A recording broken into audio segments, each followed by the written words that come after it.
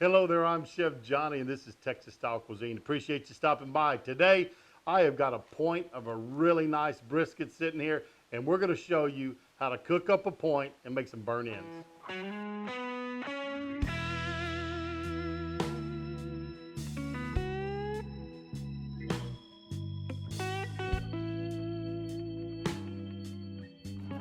I'm just going to take off some of this outer fat. There's a lot of fat on a point. So, I took this off the flat the other day. We used that flat for some sandwiches, but I thought it'd be great to show you how to kind of just cook a point. Now, if you don't want to make burn ends, if you just want to take this and slice it up, that'll work just fine too. Make some great barbecue out of that. But all I'm going to do is I'm going to come in here and I'm going to start pulling this outer fat off. There's a lot of intermuscular fat on a point. This is where the fatty end of the brisket is, and you do not need to have just a tremendous amount of fat on the outside.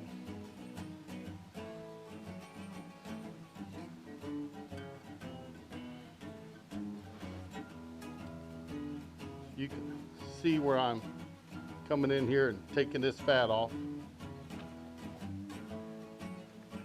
Got some ridges of fat right there I want to get.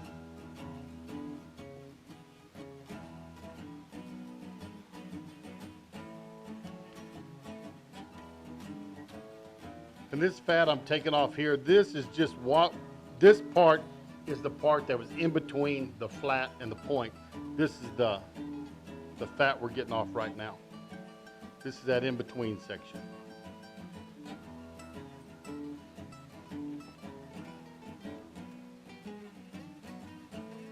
And basically, I'm just kind of shaving this off.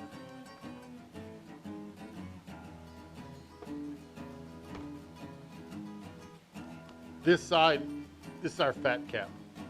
So we're gonna be able to take quite a bit. You can see how thick that fat is right there. Look at that. This is our fat cap. So we're gonna take it off. Try not to get down into our meat. We just wanna kind of go right across the top.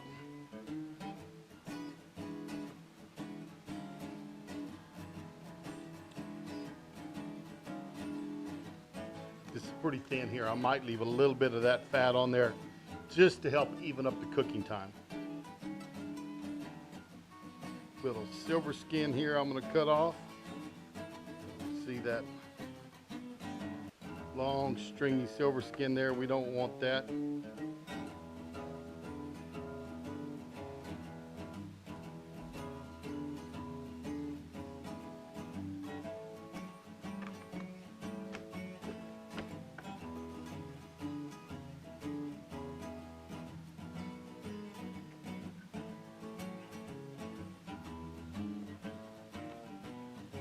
We'll start seasoning this up. And I'm going to use Maggi Seasoning. Got this little hint from Harry Sue. Thought I'd give it a try on these burnt ends today. I tasted this. This is going to give you an umami flavor. And I kind of get, I think, of Worcestershire sauce, which you see a lot of people use for binders. So kind of cross between that and soy sauce, maybe. Wet this down good. First seasoning I'm going to put on it is my just my general barbecue rub. You can find this recipe. I'll put a link to it. But any of my chicken videos, my pork videos, you're gonna see this seasoning in.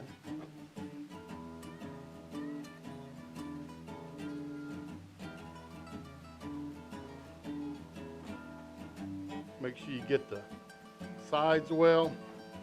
And you never know exactly what a point's going to look like unless you buy just the point. Once you cut it off, you can see what you have left. But this one's pretty uneven, and I have been known to take a mallet, pound it down kind of like a chicken breast and flatten it out some. I'll do that on my big briskets also to even out the cooking time if they have a real high point. But I'm going to take that, got a good coating of it. Now I'm going to come back on top with some Montreal steak seasoning. This works great on beef. They do have a chicken version that's real good also. But I tell you what, I actually used this on some beef ribs the other day and got a first place finish with beef ribs with this same combination. So I'm gonna check the temperature on our UDS. I'm gonna get it on there. That's if it's at 275, we're putting it on, and I figure this one takes about 4 or 5 hours to cook. UDS is sitting at almost 300 degrees, so I'm going to, when I open it up, get in the meat, it's gonna drop the temperature some. We're gonna try to cool it down to that 275 and let her cook there.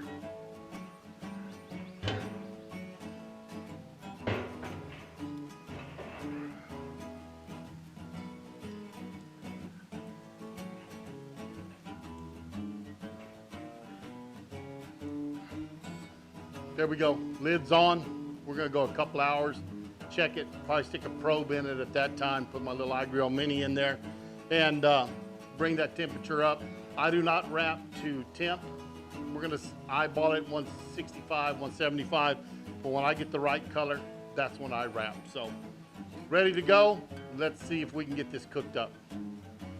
We're about 3 hours in. Let's take the lid off. If the color's right, we're gonna pull it and wrap it.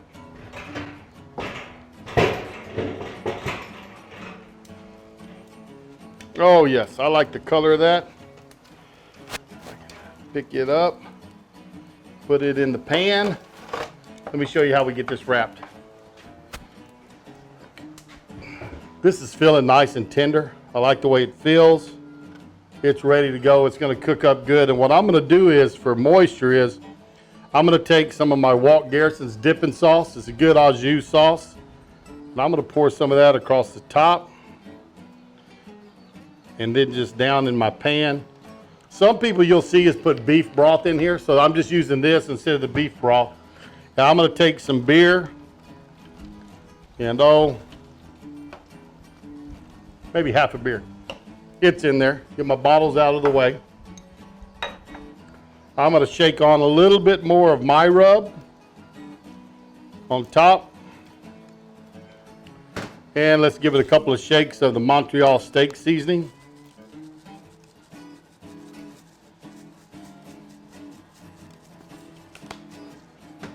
And we're just gonna take some foil and we're gonna wrap this up tight, get it back on there probably about an hour, and then we'll get it off. It should be nice and tender by that time and have some great flavor on it. We'll cut it up then and do some different things with it, but right now we're just gonna work at getting it back on the pit and letting it cook down a little bit. You know what we should do with that? Let's pair it with some wine. Yeah, we are. Yeah. We're gonna pair it with some wine. I told y'all Stewart was coming when I opened up a while ago. He has showed up. I magically appeared. Double it up. That's ready to go. Back on the pit. About an hour. We're going to get this up into that 210 degrees, and then we'll check it out and see how it turned out. Take the foil off the package. This is looking just about right. I tell you, it didn't render out. We got most of the fat out of it to start with. I would expect to be a little bit more juice in there, but that's all right. We can live without it. We're going to... Oh, yeah. It's still about to fall apart. Yeah. I knew it'd be there. Okay. That's ready. Take my probe, and it's going to be up around that 210 degrees, but it feels good. Just straight in. Yeah. Yeah. 210, 211. So, yep. About that. I knew around 210 it would have the right feel. And this is the hard part. All right, and I tell you what, just have a good sharp knife. This is gonna be hot, so be very, very careful. And we're gonna try to slice this in about a 1-inch piece.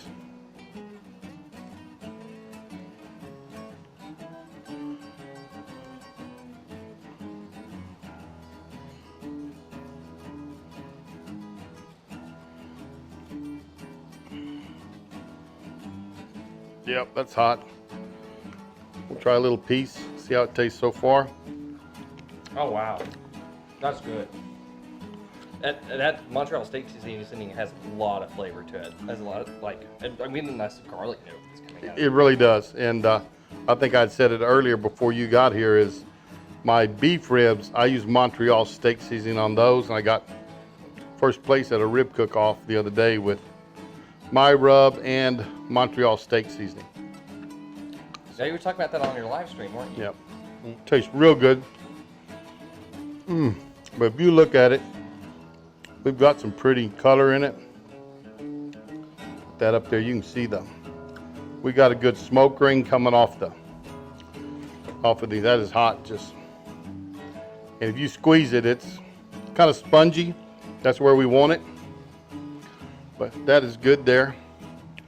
If you got enough juice left over in your container, you kind of reuse it. I don't have a lot in there, so what I'm going to do is I'm going to put it back in there. We'll add a little bit more beer, a little bit of our dipping sauce back to it, and of course some of my season. These aren't going to be real sweet. This is going to be more of a savory type of burn in instead of the real candy sweet ones. So not going that sweet with it. So we're going to make a little more juice. We'll take some of the dipping sauce, pour it in. There you go. A little bit more beer.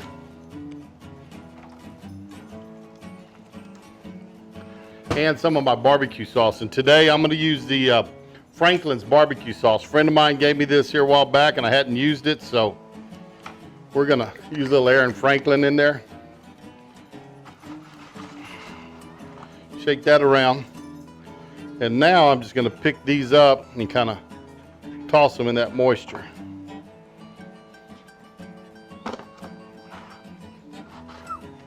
And yes, they're still hot. Yeah. I'm going to take my tongs and just kind of stir these around in it. Make sure they all get coated with our sauce. It's got our Aaron Franklin's in there. It's got our dipping sauce from Walt Garrison. Now, a little more Aaron Franklin's across the top. I'm just going to drizzle these lightly. Like I said, these aren't going to be overly sweet. For some people like a real sweet burn in, but it's going to be just a little more on the savory side. Take these, put them back on the pit, about 15, maybe 20 minutes. We want that sauce to set on there. Then we'll pull them off and show you how they turned out. All right, we've got these burn ins off the pit. They're nice, and I tell you what, if you pick them up and look at them, see how they're spongy. Oh, yeah. Just want to come apart. That's what you're looking for in a burn in. Little wine wash on Now yours. I'm ready to go now. I got rid of my white. We just did I'll put a link below for our, we did pork belly sliders with pig candy a while ago. And so there was some white left over from it that I hadn't finished as we were finishing up this burn in video. We got so distracted on the brisket that we totally forgot there was still wine left. So I still had some in there. This is good. May not see it. I spilt it down my face trying to get rid of it. Yeah, so this is the Bending Branch. It's their branch red wine. It's a red wine blend. I don't really know what grapes go into it, but I've had it before and it's pretty solid. They're out of Comfort, Texas, so just right up the road here. And they make some really good stuff. They have a Tannat that's amazing as well. I was actually going back and forth on whether or not I was going to pick that one or this one, but I wanted to go with the red wine blend because it's one of those where some people might not have been familiar with Tannat, but a red wine blend, I like the color. It's got a deep, and I don't know if you're supposed to call it purple, but it's got that deep purple color. That's you know, just I think it's very attractive. There's a lot of fruit. It has a little bit of tannin. A little bit. Too much. Not too sweet. So it may not have hurt us to gone sweeter. Yeah. With this, we probably could have went sweeter with this since we weren't that sweet on the wine.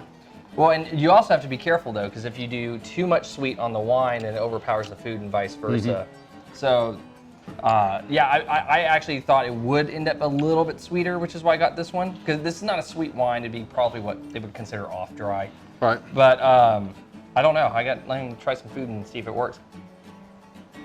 I think it works. I mean, I think it's very good together. But it's not bad at all. The thing with